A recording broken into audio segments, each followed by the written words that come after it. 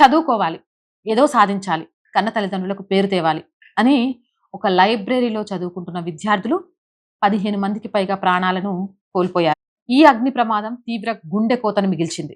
పుస్తకాల మధ్య కూర్చున్న విద్యార్థులు ప్రాణాలు కాపాడుకోవడానికి బిల్డింగ్ పై నుంచి దూకి కొంతమంది ప్రాణాలు కోల్పోయారు, కొంతమంది ఆ మంటల్లోనే. ఉత్తరప్రదేశ్ లక్నోలో జరిగిన ఈ ఘోర ప్రమాదం వెనుక ఒక ప్రమాదం మాత్రమే కాదు, భద్రతా ప్రమాణాల్లో జరిగిన ఒక పెద్ద వైఫల్యం కూడా కనిపిస్తుంది. చదువుకునే లైబ్రరీలో ఒక్కసారిగా మంటలు చెలరేగడంతో కోచింగ్ సెంటర్ అంతటా తీవ్ర భయాందోళనలు నెలకొన్నాయి. తల్లిదండ్రులు తమ జీవితాలను త్యాగం చేస్తూ తమ పిల్లల్ని ఒక స్థాయికి చేర్చాలని కష్టపడుతున్న వాళ్ళ కలలకు ఈరోజు బూడిదలో పోసిన పన్నీర్లాగా బూడిదగా మారిపోయి శవాలుగా మారిపోయాయి. ఇలాంటి కోచింగ్ సెంటర్లు, లైబ్రరీలో కనీసం ఫైర్ సేఫ్టీ కూడా లేదు అనేది పూర్తిగా తనిఖీ చేసి పర్యవేక్షించాల్సిన బాధ్యత ప్రభుత్వం మీద ఉంటుంది.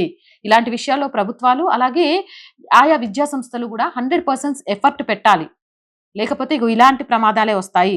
ఈ కేసులో నిర్లక్ష్యంగా వ్యవహరించినందుకు గాను సురేష్ కుమార్ సాహు, బిల్డింగ్ యజమాని వీరేంద్ర శుక్లా, రామకృష్ణ ఉపాధ్యాయ మరియు తుషాంగ్ జైస్వాల్ అనే 4 నిందితులను పోలీసులు ఇప్పటివరకు అరెస్ట్ చేశారు. ఇలాంటి ఘోర కలికాలపు ప్రమాదాలు మళ్లీ జరగకుండా ఉండాలంటే నిందితులకు కఠినాతి కఠినమైన శిక్షలు పడాల్సిందే. అలాగే ఉత్తరప్రదేశ్ సీఎం యోగి ఆదిత్యనాథ్ గారిని కూడా ఒక విషయం కోరుకుంటున్నాను సార్, సేఫ్టీ రూల్స్ పాటించకుండా నడుపుతున్న విద్యా సంస్థల మీద కూడా ఉక్కుపాదం మోపాలి, బుల్డోజర్స్ దింపాలి అని మనస్ఫూర్తిగా కోరుకుంటున్నాను.